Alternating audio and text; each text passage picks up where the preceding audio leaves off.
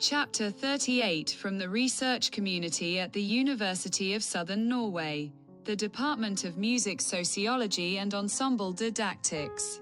Freeman and Walter strike a chord. A first disclaimer.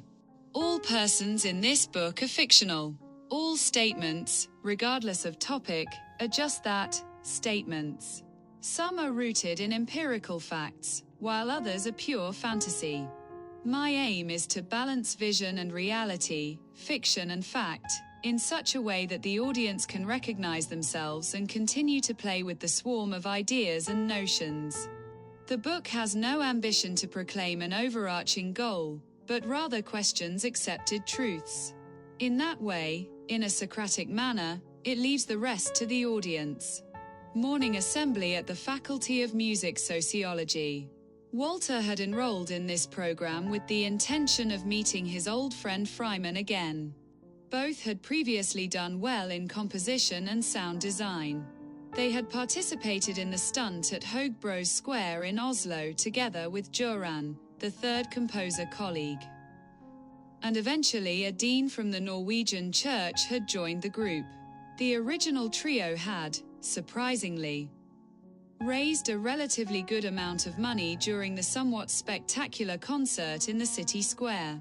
That single day had generated enough funds to finance the trip to Magdeburg, the controversial festival in the heart of Germany, a festival with artists from the underground scene and contributions from lecturers with controversial messages. A swarm of debate in a diverse environment. It was Walter who had the idea of Magdeburg. The trip is recounted in another chapter of this book. None of the participants easily forgot the many odd impressions from that spectacular event. Although the Faculty of Music Sociology had prioritized music history this week, the period 1790 to 1830, Walter was mostly concerned with telling Freeman about his newly acquired discoveries in the struggle with a large-scale sacred work. Walter had received criticism for his countless modulations. He loved to transpose a piece of music into keys far removed from the original.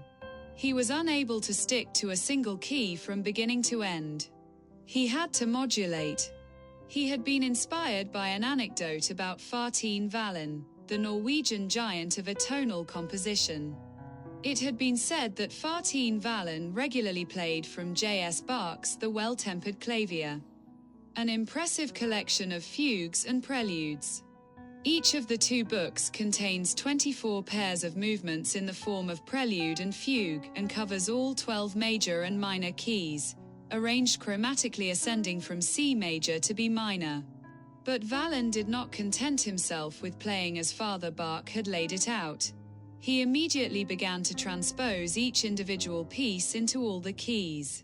In other words, the first prelude and the first fugue in Book 1 were thoroughly worked through in all 12 keys before he moved on to the next prelude, fugue pair.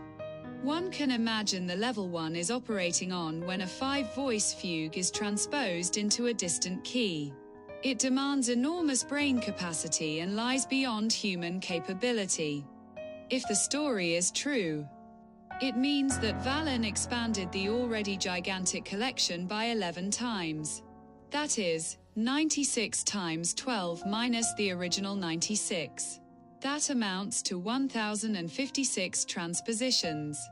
Walter scoffs derisively at the criticism of all his modulations. Just listen to the German organ giant Max Reger. He was not timid when it came to modulations. Refined modulations. Early on, Walter had set himself the goal of modulating in a sophisticated manner, not brutally shifting the movement up a half or whole step without warning, but preparing the modulation well in advance, imperceptibly employing inharmonics to reach the destination key. The more imperceptibly the entire transformation occurs, the better.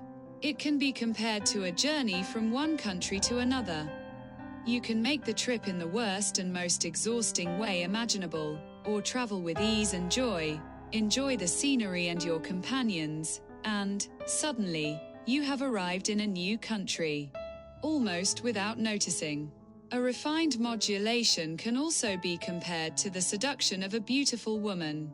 At the outset, she is a woman of high morals, even bound by her vow of chastity to the local church.